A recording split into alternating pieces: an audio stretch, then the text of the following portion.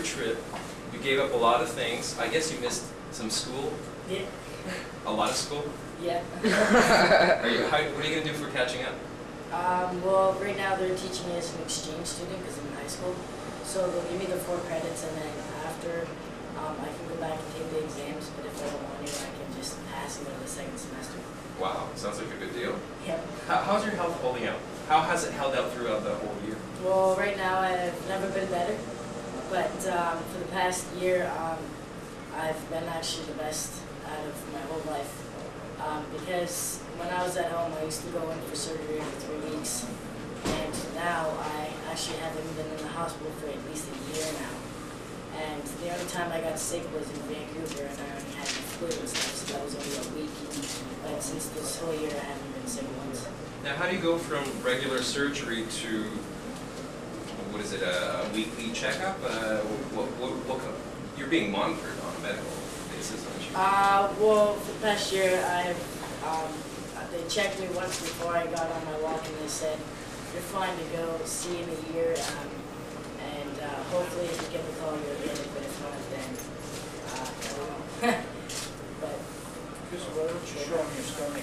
He doesn't look sick. When you look at Christopher, show him your stomach. alright.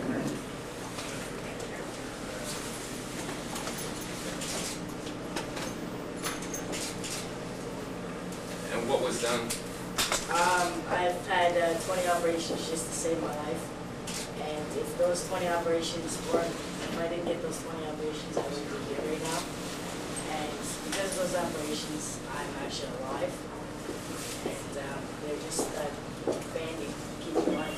Do you know what did they do? Can you explain to you? I couldn't really tell you, but probably George could. I don't know most of them. Basically, Kristopher is the most banded kid in North America. He's dances what's basically holding his life together right now. And every time his a vessel bursts, he's in that much more jeopardy. And that can happen any day. Like if we had his doctor here today and you asked him that same question, he'll tell you the same thing. Tomorrow, Kristopher will die. George was referring to the fact that you carry around a pager. I also understand that you carry around a cell phone, which was actually a gift. Tell me about the cell phone. Tell me about the pager. Well, the cell phone was given to me by Rogers. They donated it to me because I wanted to stay in contact with my friends and family.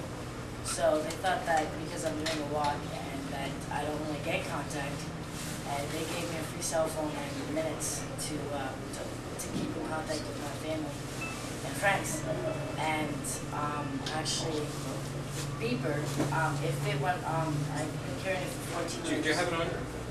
No, I don't actually. Right here. So maybe we can. There you go. Now, with your mom, I guess it's a good thing that somebody's holding on to it. But normally, you would have this on you? Yeah, I've been carrying this for 14 years. I've gone through 3 generations of this. First one, it was a beep. Second one was a beep, and then another beep. And then the third one was a beep, and then it showed a number. And because for the past, I've been carrying this, and it's been going off and on for the last 14 years, and it's been prank calls, or they'd call the wrong beeper. So because we can find out the number, we'll call them back and see if they got it or not. And on the walk, we were hoping that it went off. And if it did, my brother would have took over the walk and finished it for me. And then when I got better, I'd go back and finish it together. But because that didn't happen, it hasn't gone off yet. When it did go off, though, like you didn't know right away it was a prank. What went through your mind? We were just like nervous and scared because we wanted it to happen, but like we weren't really ready for it. And it was just a flash, and like we wanted to go get it, but we didn't want, like, no one really wanted to call because they were scared. But it's scary. Is everybody understanding of when we say opt out? Like, is there any questions? Well, maybe Kristopher could explain what presumed consent is. What is that? Like everybody is on a list for organs, and if something does happen to you, they automatically donate the organs. And I think it'd be better because there's people right now that don't even know where to get an organ donor card or how to sign it. And if this went on, they wouldn't have to go around looking for a card or have to go talk to their family, and you just automatically donate your organs. Because of this, I'm pretty sure more people would have wanted to happen that way, because some people do want to donate their organs, but if a doctor comes up to you and your loved one passed away, sometimes you want to say no because it's nervous and you're scared and you're sad because one of your loved ones passed away. So you probably have all the right to say no. But if this system, the doctor wouldn't have to come up to you and say, would you like to donate your son or loved one's organs? They'd automatically do it. And if that did happen, there'd probably be less people right now on the waiting list, and I'd probably I would have seen my liver already. Where's this program already in place? In 22 countries. Spain was the first country that developed this, and that was in 1989. They had the vision to see that organ and tissue donation was a cure, and the king and the prime minister, the whole country made it a priority, and since '89 they have led the world in organ donations. They hardly have anybody passing away on their waiting list. Since then, 21 other countries have adapted a similar system. Some people are thinking this is a European country. What we want to show is that it's not just a European country. This is a system that can be easily adapted in our country, and we feel that it'll even have a more positive effect than what Spain is experiencing. So we keep saying the same thing. What are we waiting for? Provincial laws in British Columbia are slightly different than across the country when it comes to organ donations. Can you touch a little bit about that? And you're right, they're just slightly different. What BC's created was a registry there where people can register their name, and they're the only existing province that have that in place. Ontario is developing a registry as well. Now that is, certainly a step in the right direction.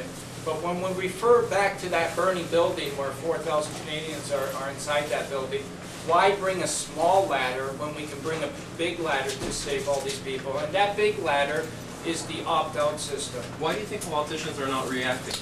Good question. Politicians have a fear, and they're in doubt of how the public's going to react to this. They don't even have an idea how the public's going to react to this because they've never done any kind of survey or poll. For the past 10 years, we've traveled through the country, and we went through 500 communities and talked to millions of Canadians. And after informing and educating Canadians about the present system and that system, overwhelmingly Canadians were favoring the opt-out system, and they were all saying the same thing. What are we waiting for? It's a no-brainer. It's common sense. It's an intelligent thing to do. And Canadians are the most compassionate people in the world. And when they know that there's something that gravitates to the common good, they'll approve it. And in this case, they would approve this in a heartbeat.